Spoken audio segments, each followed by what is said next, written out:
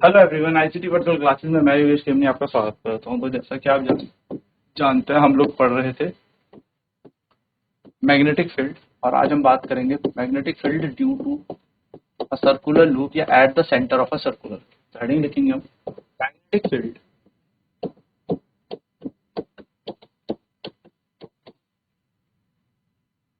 Due to a current carrying circular loop. Magnetic field at a center of a current carrying circular loop.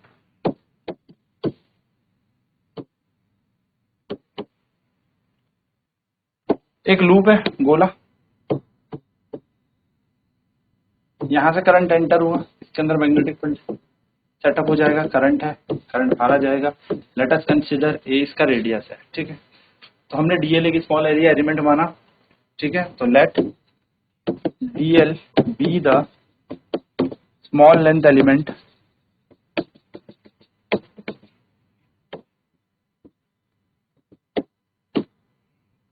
and a current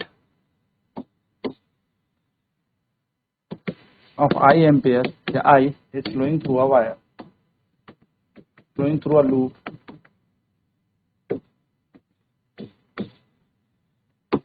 of radius A, radius A मान लिया हमने इसका, ठीक है। Then according to Biot-Savart law,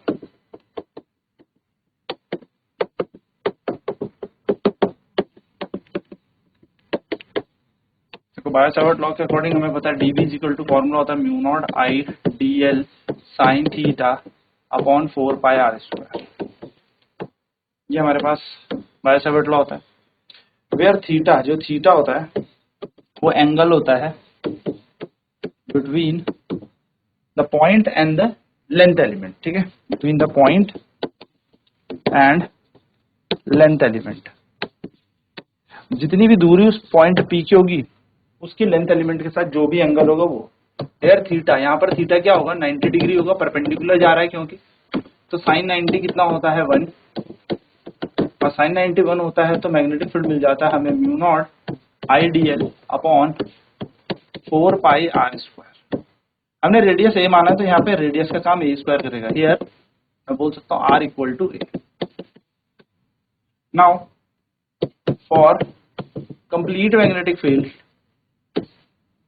मैं पूरे magnetic field की बात करूं तो कंप्लीट मैग्नेटिक फील्ड है at the centre of the loop. अगर मैं सेंटर ऑफ लूप के कंप्लीट मैग्नेटिक फील्ड की बात करूं तो ये होता है integration dB is equal to integration mu naught I d l upon 4 pi a square, यही होगा, है ना। तो डीबी का इंटीग्रेशन होता है बी, म्यू नॉट बाहर आ जाएगा, 4 पाई बाहर आ जाएगा, ए स्क्वायर बाहर आ जाएगा और आई बाहर आ जाएगा, और इंटीग्रेशन डीएल यहाँ बच जाएगा। इंटीग्रेशन डीएल हो जाता है एल, से बन जाएगा म्यू नॉट आई अपॉन में 4 pi a square into L. जहां पे एल होती है यहाँ पर लेंथ। अब इन केस ऑफ सर्कल, अगर हम वृत्त की बात करें, in case of circular loop L बराबर 2 पाई ए होता है, सरकमफेरेंस बराबर एल होता है।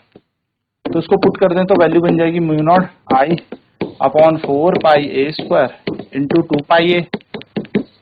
एक 2 से 2 4 कटेगा, पाई से पाई कट गया, ए से ए कट गया, तो यहाँ ए बच जाएगा। तो हम देखेंगे मैग्नेटिक फील्ड मिलेगा हमें mu naught I upon 2। This is the magnetic field at the center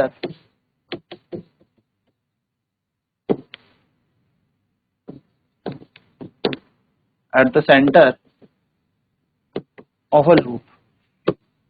loop या बंद पाश के केंद्र में हमें जो चुंबकीय क्षेत्र मिलता है होता है B equal to mu naught I upon 2 है। तो हम फिर से लिखेंगे B is equal to mu naught I, नीचे है 2a। अब यहाँ पर बात कर लेते हैं है क्या कौन सी चीज। तो वेयर जो म्यू नॉट है उसकी वैल्यू है 4 पाई इंटू 10⁻⁻7 न्यूटन पर एम्पियर। आई तो यहाँ पर करंट होता है, धारा यहाँ पर है। ए क्या है, रेडियस ऑफ द लूप है। ठीक है, चलिए फिर क्वेश्चन यहाँ पर करते हैं। क्वेश्चन कह रहा है एक लूप है और सर्कुलर लूप और अ लूप भी ले लीजिए, loop of radius 10 centimetre have 10 ampere current in it. A loop of radius 10 centimeter have 10 ampere current in it. एक लूप है जिसकी त्रिज्या 10 सेंटीमीटर और 10 एम्पियर की उसके अंदर धारा प्रवाह कर रही है। फाइंड द मैग्नेटिक फील्ड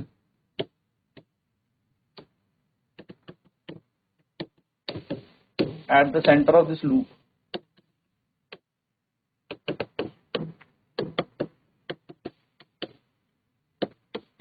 आपको चुंबकीय क्षेत्र ज्ञात करना है इस वृत्ताकार पाश के या बंद पाश के केंद्र में। तो हमें यहाँ पर धारा का मान दे रखा है कितना, 10 एम्पियर, और हमें त्रिज्या यहाँ पर दे रखी है, रेडियस हमें दे रखा है कितना,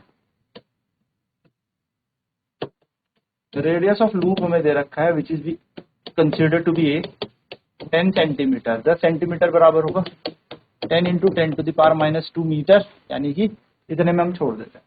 नेक्स्ट हमें पता है करंट हमें यहाँ पर दे रखा है, करंट आई, करंट की वैल्यू हमें दे रखी है 10 एम्पियर। तो अगर मैं आपसे बोलूं कि वी नो दैट, क्योंकि हमें मैग्नेटिक फील्ड निकालना है,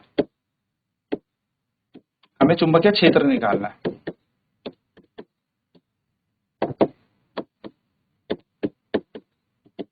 तो हम लिखेंगे वी नो दैट, हम जानते हैं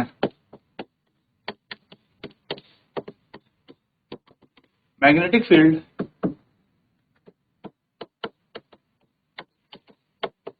eight the centre of current carrying loop. किसी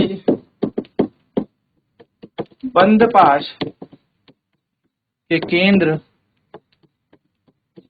में चुंबकीय क्षेत्र B बराबर म्यू नॉट आई, B बराबर mu naught I upon 2a द्वारा दिया जाता है। ये मैग्नेटिक फील्ड का वैल्यू। तो B की जगह B लिख देते हैं, म्यू नॉट की जगह 4 पाई इंटू 10⁻⁻7, आई की जगह 10 एम्पियर, 2 और A है ना, तो A की जगह कितना आ जाएगा,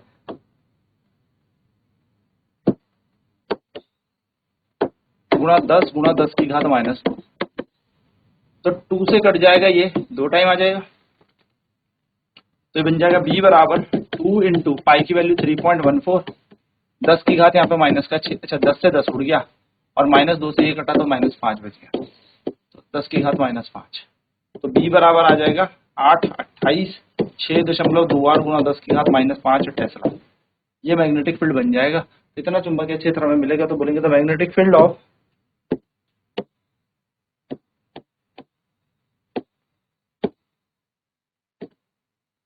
the magnetic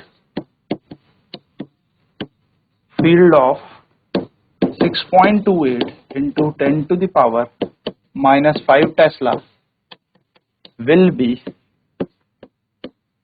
obtained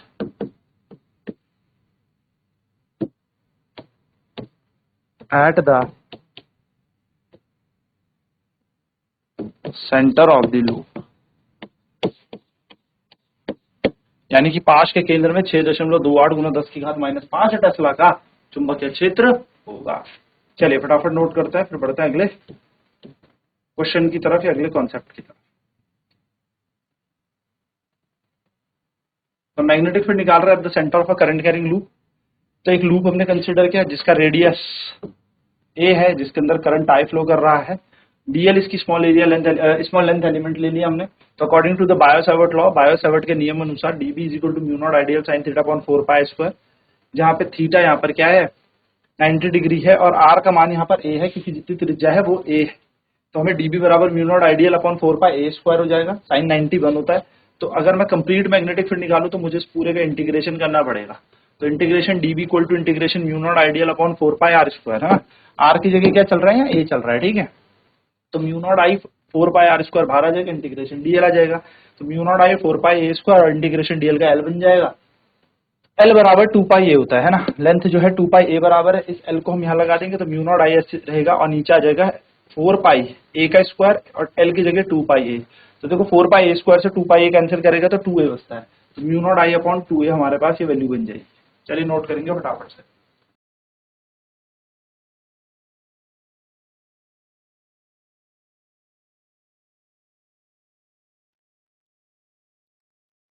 E equal to mu naught I upon 2 है। तो this is the magnetic field at the centre of the loop, यानी कि यही चुंबकीय क्षेत्र है जो हमारे मैग्नेटिक फील्ड है जो सेंटर ऑफ द लूप यानी कि केंद्र में है, इस पाश के केंद्र में, इस गोले के केंद्र में है।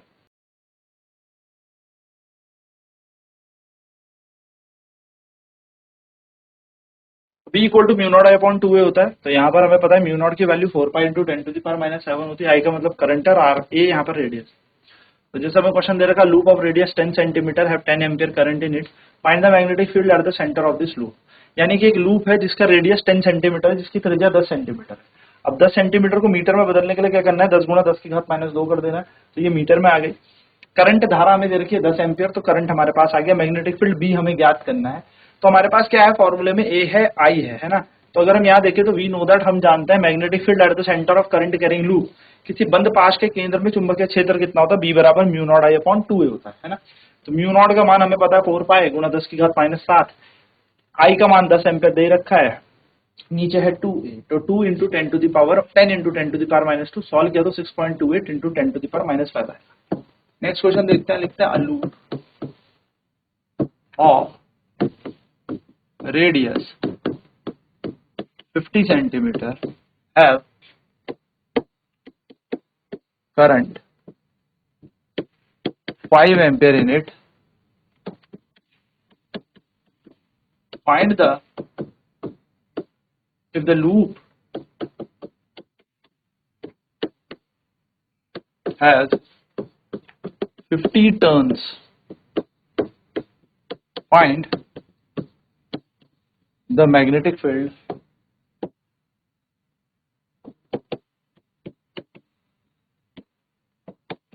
at the center of the loop।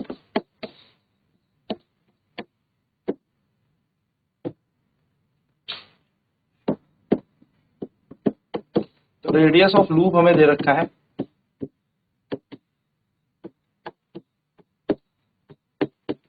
Radius of loop हमें दे रखा है 50 सेंटीमीटर। सेंटीमीटर को मीटर में बदलते हैं तो 50 गुणा 10 की घात माइनस 2 मीटर बन जाएगा। नेक्स्ट हमें यहाँ पर करंट दे रखा है कि कितना करंट यहाँ पे फ्लो कर रहा है, करंट यानी कि हमें धारा यहाँ पे दे रखी है। तो करंट उसने कहा 5 एम्पियर कर रहा है। हमें यहाँ पर नंबर ऑफ टर्न्स भी दे रखे हैं, फेरों की संख्या कि कितने लपेटे हैं यहाँ पे, नंबर ऑफ टर्न्स। तो नंबर ऑफ टर्न्स है 50 नंबर ऑफ टर्न्स है। हमें मैग्नेटिक फील्ड निकालना है, हमें चुंबकीय क्षेत्र निकालना है इसके केंद्र में, मैग्नेटिक फील्ड बी निकालना है। सो हम ध्यान रखेंगे कि यहाँ पर हमें फॉर्मूला लगाना होगा, वी नो दैट, हम जानते हैं क्या जानते हैं हम जानते हैं कि चुंबकीय क्षेत्र कितना होगा। तो magnetic field at the centre of the loop होता है, magnetic field at the centre of the loop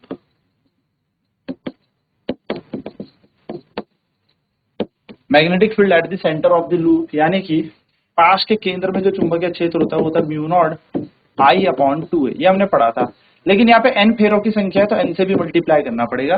तो mu not an I upon 2 ए, क्योंकि इतना चुंबकीय क्षेत्र तो एक फेरे से मिल रहा था, अब 2 फेरे होंगे तो 2 से मल्टीप्लाई, 3 होंगे तो 3 से, 4 होंगे तो 4, 10 फेरे होंगे तो 10 से मल्टीप्लाई, और n फेरे हैं तो n से मल्टीप्लाई। तो this is the magnetic field for the n number of loops, that is mu naught ni upon 2a। Now करना क्या है, वैल्यूज पुट ऑन कर देनी है। तो म्यू नॉट की वैल्यू होती है 4 pi into 10 to the power -7, number of turn से 50, आई का मान दे रखा है 5, होल डिवाइडेड बाय, हमें नीचे दे रखा है 2 और a की वैल्यू दे रखी है 50 सेंटीमीटर, यानी कि 50 गुणा 10 की घात -2। 50 से 50 कैंसिल हो जाएगा, 2 से ये कैंसिल हो जाएगा 2, तो b बराबर आ जाएगा 5 दूनी 10 पाई, और -2 से ये जाएगा तो माइनस का 5 टेस्ला। तो b बराबर 10 3.14 10 to the power -5 tesla. b is equal to 31.4 into 10 to the power -5 tesla. ये हमारा मैग्नेटिक फील्ड, ये हमारा चुंबकीय क्षेत्र बन जाएगा। चलिए नोट कर लेते हैं फटाफट।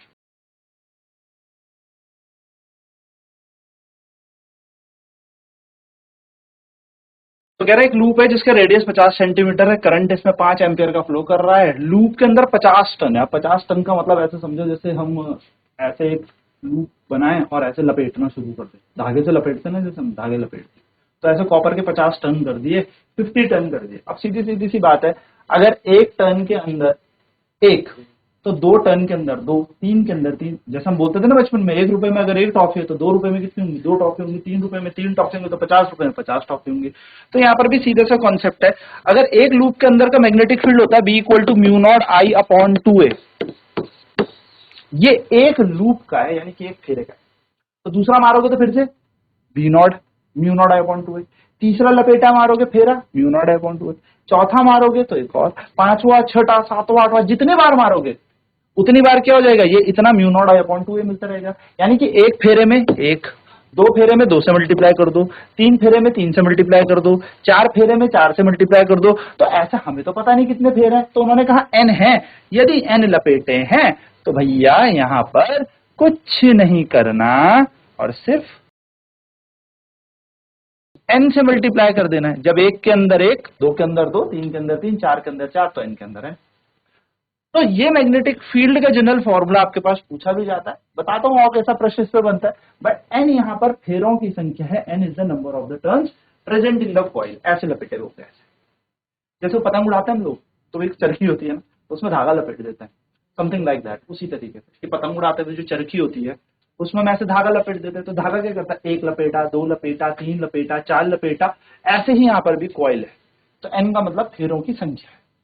तो हमारे पास मैग्नेटिक फील्ड बन गया mu naught ni upon 2a। ध्यान रखिएगा यहाँ पर म्यू नॉट का मतलब परमिएबिलिटी ऑफ फ्री स्पेस है, यानी कि चुंबकशीलता है या निर्वात की चुंबकशीलता समझ लीजिए। n का मतलब नंबर ऑफ टर्न्स है, फेरों की संख्या है। I का मतलब करंट है, धारा जितनी प्रवाह कर रही होगी। a का मतलब यहाँ पे त्रिज्या है, यानी कि रेडियस हो गया। तो हमारे पास सर फॉर्मूला तो बन गया। नाउ गिवन वैल्यूज उठा के हमें इस फॉर्मूले में पुट ऑन कर देनी है। दैट मीन्स b बराबर म्यू नॉट। अब म्यू नॉट की वैल्यू कितनी होती है, 4 pi into 10 to the power -7, हमने अपनी लास्ट क्लासेस में देखा भी है। I n, तो I हमारे पास 5 एम्पियर था, n यानी कि फेरों की संख्या 50 दे रखी थी, तो mu naught I ni upon 2a। अब a यहाँ पर रेडियस है, और कीप इन माइंड बच्चे लोग, मैग्नेटिक फील्ड की यूनिट टेस्ला आती है। अब टेस्ला तभी आएगी जब रेडियस या दूरी या जो भी चीज आपको वहां पे डिस्टेंस फॉर्म में दे रखी है वो मीटर में होगी। इस बात को तो नोट बना लो इंपॉर्टेंट करके, ठीक है। मीटर ही करना है तभी टेस्ला आएगी, अदरवाइज मीटर में सेंटीमीटर में निकालोगे ना, your answer will be wrong, गलत आंसर निकाल बैठोगे। तो कीप इन माइंड, बस वैल्यूज को पुट ऑन किया, काटा, और आंसर बन गया 10 pi into 10 raise to the power -5। 10 की जगह 10, पाई की वैल्यू 3.14 यानी कि 3.14, मल्टीप्लाई करोगे पॉइंट एक पीछे कूद जाएगा, तो 31.4 इंटू 10 टू द पावर -5। अगर यूनिट नहीं लिखी, एक नंबर गया, तो यूनिट लिखनी जरूरी है। And the unit of the magnetic field यानी कि चुंबकीय क्षेत्र की इकाई होती है टेस्ला। तो टी लिख के आ जाना एंड आपका आंसर बन जाएगा। चलिए फटाफट नोट कर लेते हैं।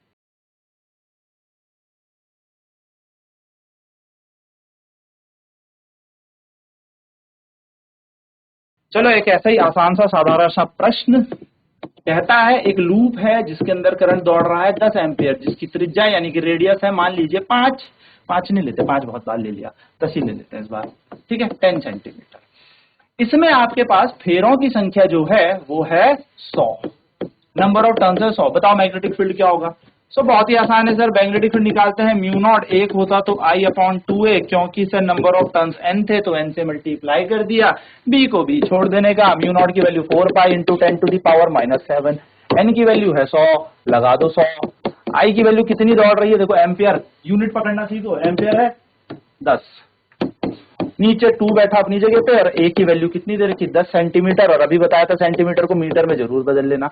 सॉल्व कर ले, 10 ने 10 को मार दिया, 7 से ये कट गया तो -5 बच गया, 2 से कटेगा 2, तो यहाँ पे आएगा b बराबर 2 पाई गुणा 10 की घात -5 गुणा 100। b की जगह b, 2 की जगह 2, पाई का मान 3.14 गुणा 100 गुणा 10 की घात -5। ये जब मल्टीप्लाई होंगे देखो 2 8, 2 कम 2, 3 दूनी 6, बचा 100। अब ये तो सर हमें बहुत अच्छे से आता है कि वो लगाते हैं और 0 से 0 को मार देते हैं, तो आंसर बन गया हमारे पास b बराबर 628 इंटू 10 टू दी पावर -5। इतने में छोड़ दूं, बिल्कुल छोड़ दो, नंबर कट गया। ये क्यों कट गया, टेस्ला नहीं लिखा, तो ये याद रखना। So magnetic field due to a current carrying loop at the centre, यानी कि वृत्त के केंद्र में या बंद पाश के केंद्र में यदि आपको चुंबकीय क्षेत्र निकालना है तो उसका मान होता है b बराबर mu naught I upon 2a, यानी कि मैग्नेटिक फील्ड की वैल्यू होती है mu naught I upon 2a।